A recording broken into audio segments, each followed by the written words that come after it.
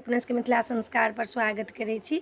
अपने सब लग उपस्थित भेलहुँ हँ लास्ट दिन के कथा लऽ कऽ, मधुश्रावणी दिन के कथा, 14मा दिन के कथा सिरकर राजा के। तऽ एकटा देश में सिरकर नाम के राजा रहथिन, हुनका एकटा बेटा चंद्रकल रहनि आर बहुत दिन के बाद एकटा हुनका बेटी भेलनि। बेटी जे भेलनि तऽ ब्राह्मण के बजेलखिन, हुनकर दिन लगन सब देखलखिन तऽ कहलखिन कि जे हिनकर तऽ दिन लगन बड्ड खराब छनि, जे हिनका जे छनि से सौतनीक साल, 2.5 झाँक ईंट आर झोटा लात, पीठी हाथ 2.5 झाँक ईंट। आब जे बेटा बाप सुनलखिन तऽ कहलखिन बाप रे बाप, हमरा बेटी के कोन नसीब ये। बेटी के ओइला लोक कहै छै जन्मे नहि डेराय कर्मे डेराय। पहिने ताइ दिन लोक कहै छलै बेटी के जन्म से नहीं डेराय छै, लोक कर्म से डेराय छै। केहन कर्म छै, केहन नसीब छै।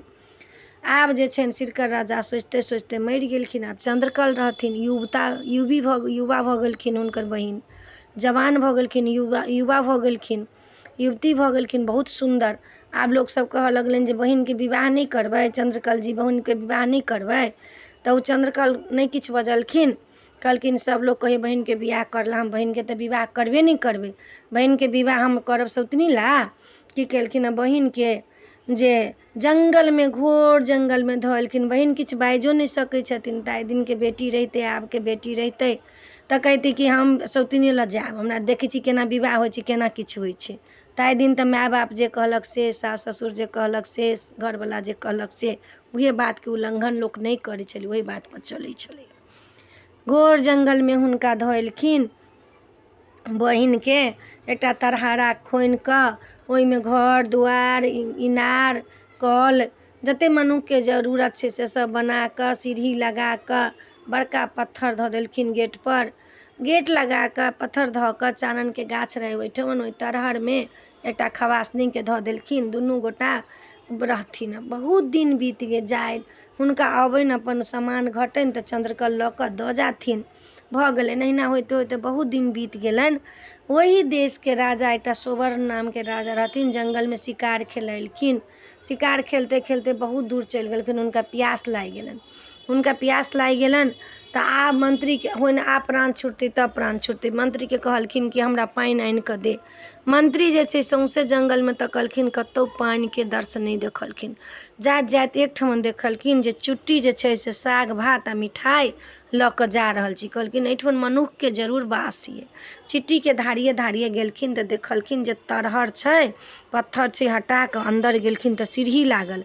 सीढ़ी से नीचा गेलखिन तऽ घर दुआर। गेट खटखटेलखिन तऽ चेरी निकलनि। कहलखिन कि हमर राजा जंगल में फँसि गेला, से बड्ड प्यास लागल छै, कनिक अहाँ पानि देबनि। उ जे रहथिन हुनकर जे रानी रहथिन से शरबत बना कऽ देलखिन 1 लोटा। उ जे हाथ जे देखलखिन से बड्ड सुन्दर रहथिन, सुन्दरी रहथिन, हुनका केओ देखनहु नहीं रहनि। की केलखिन, पानि लऽ कऽ एलखिन आ कहलखिन राजा के सोवर्ण के, राजा से ओहिमे के जे एकटा सुन्दरी छै तरहर में छै अन्दर, ओहि पत्थर धाल छै, चानन के गाछ छै, जे ओहिमे के जे एकटा सुन्दरी छै से बड्ड सुन्दर छै। कहलखिन हाँ। ताइ दिन राजा सब बियाह कऽ लै छलै जहाँ तहाँ। कहलखिन ठीक छै। सोवर्ण राजा पानि पीलक। दोसर दिन फेर आयल तऽ राजा एना के गेट खटखटेलक तऽ चेरी निकलक। कहलक हमरा कनिक पानि दिअ। पानि देलखिन, हुनके से वार्तालाप होबऽ लगलै। होइते होइते कहलखिन कि जे एना एना बात छै, एना एना बात छै। सब बात हुनका सुनेलखिन। कहलखिन ई सब कोनो बात नहीं छै। राजा हुनके लग में रहऽ लगलखिन। कनि दिन रहला के बाद में हुनका विवाह कऽ लेलखिन। हुनका से विवाह कऽ कऽ बहुत दिन तक रहलखिन। फेर राजा कहलखिन कि जे आब अहाँ एहिठमन रहू, आब हमरा जाय दिअ। हुनका ओहि रानी के पता नहीं रहनि जे राजा के बियाह पहिले से भेल छनि। इहे अखाड़ में विवाह केलखिन आ मधुश्रावणी के टाइम आबऽ वाला रहनि। कहलखिन अहाँ जाइ छी तऽ जाउ, आ हमरा पंचमी मधुश्रावणी शुरू हैत। 5 दिन गुरु पूर्णिमा के बाद मधुश्रावणी, पंचमी मधुश्रावणी शुरू हेतै। सासुरे के चीज लऽ कऽ पूजा होइ छै, गौरी के लाल फूल से पूजा होइ छै। सासुर के साड़ी कपड़ा चाउर धान सब सासुर के लोक खा कऽ पूजा करै छै। से बर के बड्ड, ओहि बर के आशीर्वाद भेटै छै। पहिल बेर विवाह भेला, हम ब्राह्मण के बेटी छी, हम पूजा करब, से हमरा सब चीज भेज देब। कहलखिन ठीक छै, कोनो चिंता नहीं, हम सब चीज भेज देब। चलि गेलखिन ओहिठमन से। चलि जे गेलखिन एम्हर चंद्रकल जानलखिन जे हमर बहिन बियाह कऽ लेलक। चंद्रकल हुनकर भोजन पानी देना बंद कऽ देलखिन। एम्हर जे छथिन रानी आर चेरिया से दुनू गोटा गुजारा करऽ लगलखिन। अहिना करिते करिते मधुश्रावणी पंचमी के टाइम एलै। देखलखिन जे काल्हि पंचमी छै तऽ राजा बिसरि गेल रहथिन। काल्हि पंचमी छै तऽ आइ भार लऽ कऽ लोक भरिया सब जाइत रहै। भरियाके पुछलखिन रे भरिया कथीके भार छौ? कहलखिन कि जे ब्राह्मण बेटीके जे विवाह होइ छै तकर मधुश्रावणी पंचमीके भार छै। धकसँ हुनका याद अयलनि, ओ गेलखिन पटुआके कहलखिन पटोर बना देवला। पटोर जे बनबैत रहथिन पटुआ तऽ ओहि रानी जे रहनि सुवर्णके पहिलका, से रानी बुझि गेलखिन जे ई जङ्गलमे विवाह केने अइ। पटुआके कहलखिन जे तो साड़ीमे लिख दहिन ओहि पटोरमे जे झोटा हाथ पीठी लात 2.5 झाँक ईंट सौतनेक साल। कहलखिन हम नहि लिखब, लिखब तऽ राजा हमरा खाल खींचके भूसा भरि देब। कहलत नहीं भरत, हम अहाँके कहै छी लिखऽके लेल, अहाँ लिख दिअ, मोड़िकऽ राजाके दऽ देबै, हम 1 डाला सोन रूप देब। ठीक छै, मोड़िकऽ राजाके दऽ देलखिन। राजा ताहि दिन चोंगा होइ छलैए, बड़का बड़का बाँसके चोंगा। ओहि चोंगामे राजा खाय पीबऽके सरमजान साड़ी कपड़ा जतेक जे होइ छै से सब धऽ कऽ काग भुसुण्डीके कहलखिन। ताहि दिन तऽ काग भुसुण्डी मनुष्य जकाँ रहै छलखिन हँ। काग भुसुण्डीके कहलखिन रे काग, लऽ कऽ जो फल्लाँ फल्लाँ जङ्गलमे चन्दनके गाछ छै, ओहिठाम तरहर छै तो ई खोसा दिअहिन। कहलखिन ठीक छै। कागके देलखिन कौआके।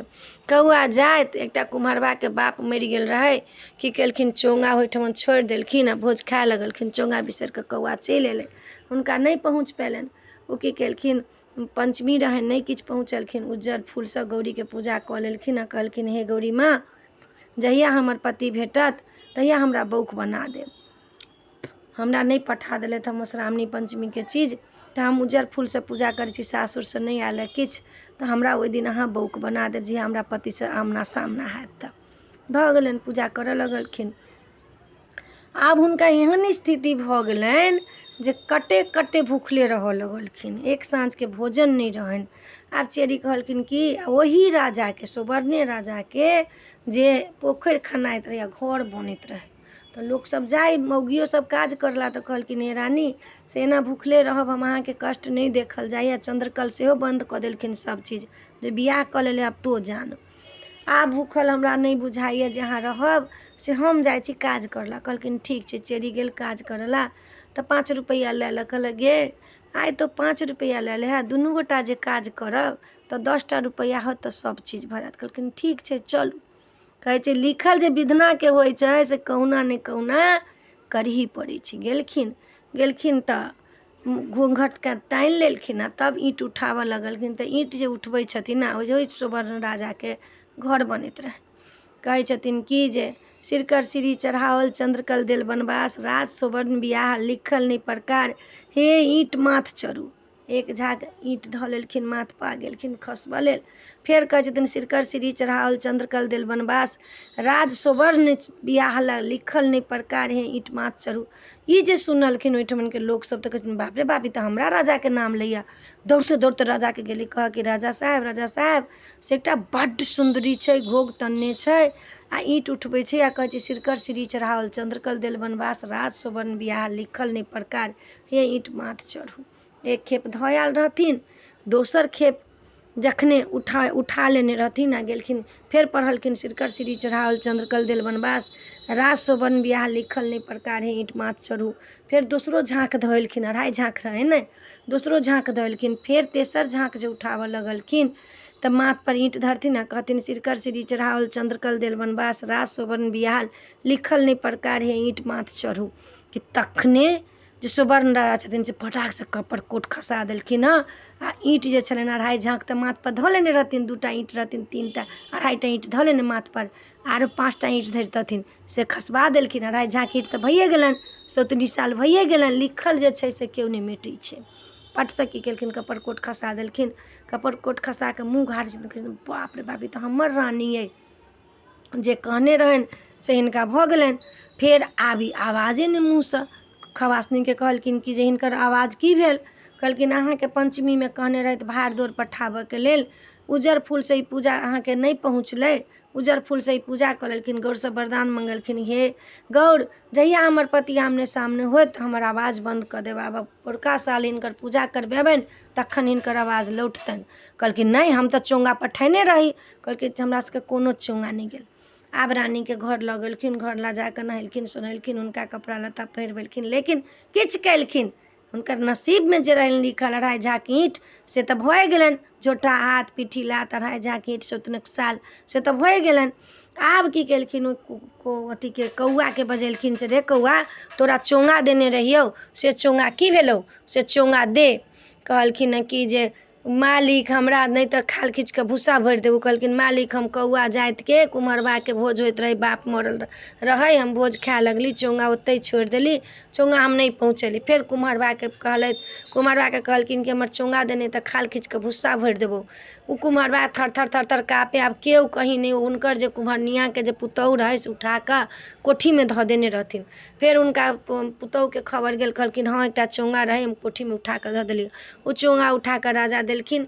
राजा सामने में हुनका खोललखिन रानी के। रानी देखलखिन तऽ कहलखिन ठीक छै जे राजा के तऽ कोनो दोष नहीं छै, सब चीज पठा देलक। आब कौआ के दोष रहे। ओ साड़ी जे निकाललखिन तो ओहि पटोर में लिखल छै जे 17 साल, झोटा हाथ, पीठी लात, 2.5 झाँक ईंट, 17 साल।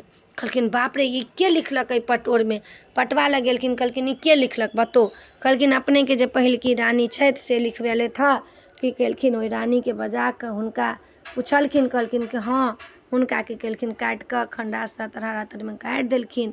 एहि रानी के संगे रह लगलखिन। रहैत रहैत साल जखन बितलनि, मधुश्रावणी पंचमी फेर अयलनि। फेर से ही पूजा केलखिन, लाल फूल से पूजा केलखिन, गौरी से वरदान मंगलखिन। देखियौ गौर के पूजनाइ कोनो साधारण नहीं छै। गौर जे पूजैया से बड़ा सती होइया। हुनका फेर की केलखिन जे पूजा केलखिन, पूजा कऽ कऽ फेर हुनका देखै छी जे बाजऽ लगलखिन, रहऽ लगलखिन, आब जिंदगी काटऽ लगलखिन। लेकिन जे कर्म में लिखल रहनि, जे नसीब में लिखल रहनि से केओ नहीं मेटलकनि, ओ भऽ कऽ रहलनि।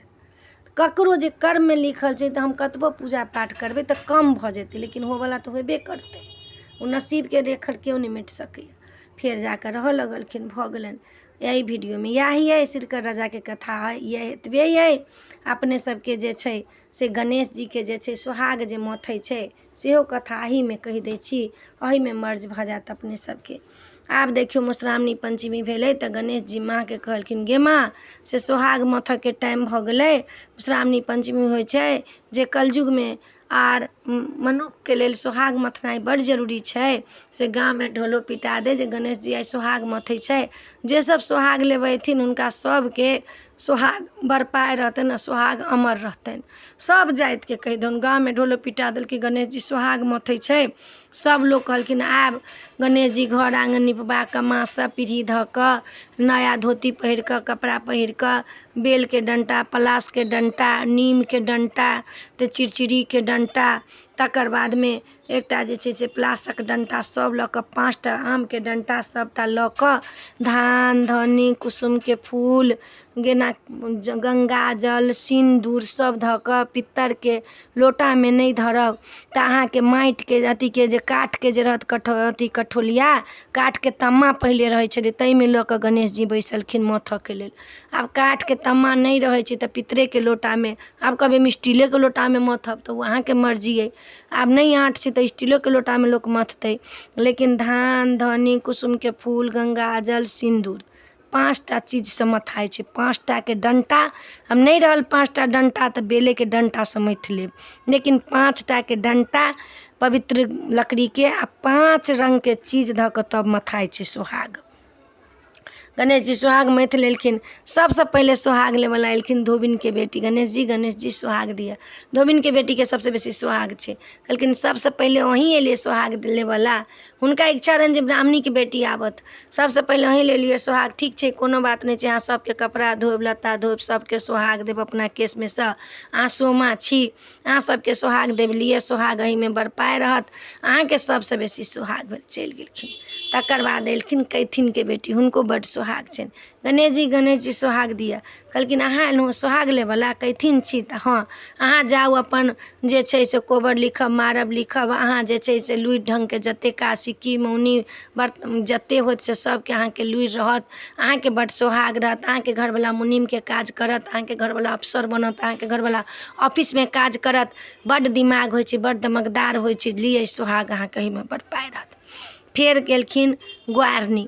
गणेश जी सोहाग दिए, कहै छथिन कि जे अहाँ ग्वारनी छी तऽ हाँ लिअ अहाँके जे ग्वारबा अइ से भैंस दुहत, गाय दुहत, दूध लायत, छाँचमे दूध धरत, घी मथब, अहाँ जे छै से दही दूधके बेच बिकिन करब, अहाँके ओहिमे सोहाग बढ़त, लिअ। चलि गेलखिन। तकर बादमे एलखिन बिनिनके बेटी। गणेश जी सोहाग दिए, कहलखिन अहाँ आबि गेलहुँ सोहाग लेवला, अहाँके घरवला माछ मारत, देह भस भस महकत, अहाँके कनिआँके जे विवाह हैत हुनका माछ देखेबनि, अहाँ शगुन हैब, अहाँ माछ बेचब, सबके लेब देब, ओहिमे अहाँके सोहाग बढ़त। चलि गेलखिन। फेर एलखिन तेलिनके बेटी। गणेश जी सोहाग दिया, कहथिन कि जे लिअ सोहाग लिअ। कहलखिन अहाँके घरवला तेल पेरत, अहाँ तेल पेरब, तेल बेचब, तेल लायब, तेल धरब, तेल बेकब, लोकके देबै, तेलसँ सुख हेतै, अहाँके ओहिमे सोहाग बढ़त। चलि गेलखिन। आब जे छनि जे लास्टमे ब्राह्मणीके बेटी जे रहथिन से जे कहै छथिन जे ब्राह्मणीके बेटी सोहाग लेवला, एखन तक लिए नहि गणेश जी उठऽवला छथिन, भऽ गेलै। ब्राह्मणके बेटी कहै छथिन यौ हमरा जाए दिअ ने सोहाग लेवला। कहै छथिन हमरा ठाँव कऽ दिअ, चौका कऽ दिअ, भोजन दऽ दिअ, पानी दऽ दिअ, धोती दऽ दिअ, पूजा ओरियान कऽ दिअ। आब ओरियान करिते करिते करिते करिते 12-2 बाजि गेलै। गणेश जी कहलखिन आब उठै छी। माता गौरी कहलखिन रुक ने, ब्राह्मण एतौ तब ने, जे ब्राह्मणके सबसँ कम सोहाग छै, जो कनि बैस न। कहलखिन कि ठीक छै बैसै छी। बैसैत बैसैत आब हिनका पतिके ओरियान करिते करिते करिते करिते तब गेलखिन हँ गणेश जीसँ सोहाग। गणेश जी सोहाग दिअ। कहलखिन अहाँके बेर भऽ गेल सोहाग लेबऽके, अहाँ ब्राह्मणीके बेटी छी, सबसँ पहिले सोहाग लेबऽके अहीँके अधिकार छलऽ, लेकिन अहाँ सबसँ लेट एलहुँ हँ, कोनो बात नहि, लिअ। आब की करबै, सबसँ कम सोहाग अहीँके। ताहि दिन ब्राह्मणी बेटीके जे विवाह होइ छलनि हँ आ बाल विधवा भऽ जाइ छलखिन तऽ फेरसँ विवाह नहि होइ छलनि हँ। हुनका विधवा भऽ गेलनि तऽ हुनका कोनो चारा नहि छै, बड़ा नियमसँ रहऽ पड़ै छलनि। लेकिन ताहि दिनसँ नीक आबेके भऽ गेलियै, जवानमे लोक मरि जाइ छलनि हँ। आब लोक एम्हरसँ एम्हर भटकल, कतेक लोक नहि भटकल, लेकिन पतिके कहियो मुँह नहि देखने रहल आ बाल विधवा भऽ गेल। आबे नीक छै जे बिआह दान भऽ जाइ छै। बिआह दान भऽ जाइ छै से सीमित छै, विधवाके विवाह चला देलकै से तऽ नीक छै। लेकिन आब एकटाके छोड़ि कऽ दोसर जे करै छै, एकटा सतबै छै घरवलाके आ दोसरसँ बिआह करबै छै तऽ ओ कोनो नीक छै? विधवाके बिआह नीक छै। विधवा बिआह चला देलकै से नीक केलकैए, जे ओकर जिन्दगी नर्क जे बनतै से कथी लए? हाँ अवस्था छै विधवा बिआह कराबऽके तकरा करा देतै, जकरा अवस्था नहि छै से केना करा लेतै? जकरा बेटा पुतहु रहतै भऽ गेल विधवा भऽ जेतै से कोना विवाह कऽ लेतै? हाँ आब जकरा बच्चा छोटो छै, कनिके टटा बच्चा छै, ओकरो बिआह करा सकै छी। जे विधवे भऽ गेलै, बाल विधवे भऽ गेलै, ओकरा विवाह करा सकै छै। आब तऽ खैर बाल विधवा नहि होइ छै, लेकिन विधवा बिआह चला देलकै से नीक केलकैए। एम्हर ओम्हर नहि भटकतै, ओकर शौक जरि जेतै, हेतै से नीक छै। लेकिन आब केओ कहतै पति हेबे करे एगोके छोड़ दोसर कर, तऽ ई कोनो नीक बात भेलै? नहीं नीक बात भेलै। अपना पतिके सतीत्व बना कऽ रहू। तऽ ब्राह्मणके कहलखिन हँ लिअ अहाँके एतबे सोहाग अइ, अहाँ जनउ काटब, टोकरी काटब, शिक्षा लेब, शिक्षा देब, शिक्षा पढ़ायब, शिक्षा लेब, भजन अहाँ जे छै से कथा करब, पुराण करब, दोसर मधुश्रावणी पंचमीके कथा पुराण करब। ब्राह्मणके ही अधिकार भगवान देने छथिन कथा पुराण करऽके लेल। आब तऽ सब जाति कहै छै हम ब्राह्मणे छी, कतेक पुराण करब, हम पढ़ली, ब्राह्मण पढ़ि लेलकै, हम नहि पढ़ली। ब्राह्मण अपन कर्मसँ हीन भऽ गेलखिन हँ। नहि, ब्राह्मणके मुँहसँ तऽ अग्नि निकलै छलनि हँ, लेकिन अपन कर्म जे छनि ओहि कर्मसँ हीन भऽ गेलखिन हँ। तऽ कोनो बात नहि छै, कर्म करतै जे सेहे ब्राह्मण बनतै, जे कर्म नहि करतै से रहतै बिना ब्राह्मणके।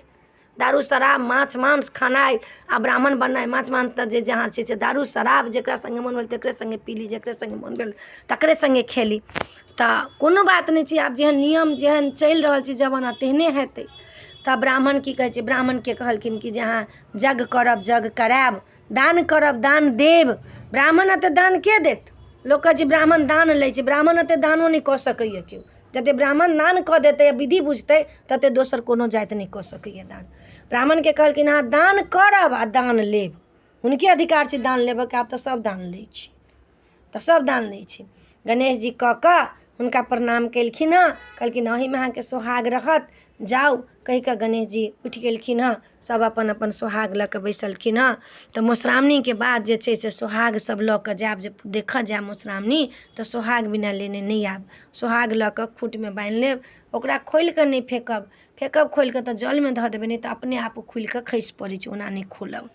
ताहि दुआरे ई कथा अपने सबके एहिठमन सम्पन्न भऽ गेल, समाप्त भेल। एहि वीडियोमे इएह अइ। अपने सबके नीक लागत चैनल सब्सक्राइब करब, लाइक करब, कहऽके नहि बिसरब। किछु गलती हैत तऽ क्षमा मङ्गै छी। लाइक करब, सब्सक्राइब करब। अपने सब कहै छी तऽ हमरा होइए, हमरा आबैए नहि किछु, हम मूर्ख चपाट गमार लोक छी। अब राधा रानीके कृपासँ जे बाजि लै छी, माता रानीके कृपासँ, तऽ नीक लागत तऽ जरूर कहब। जय मिथिला, जय माताजी, राधे राधे। अपने सबके मधुश्रावणी पंचमी शुभ होय, मिथिला संस्कारके तरफसँ अपने सबके शुभकामना दऽ रहल छी। अपने सब नीकसँ मनाउ, नीकसँ पूजा करू, नीकसँ भगवतीसँ वरदान मांगू, नीकसँ गौरी मातासँ वरदान मांगू। राधा रानी अपने सबके कल्याण करे। जय मिथिला, जय माताजी, जय राधे राधे।